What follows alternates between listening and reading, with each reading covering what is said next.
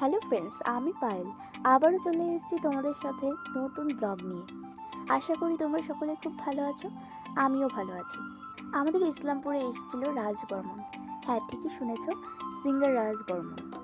ইসলামপুরের সেরা ক্লাব আদর্শ সংঘের পক্ষ থেকে রাজ বর্মনকে আনা হয়েছিল। তারই সুন্দর মতো তোমাদের সাথে শেয়ার করছি।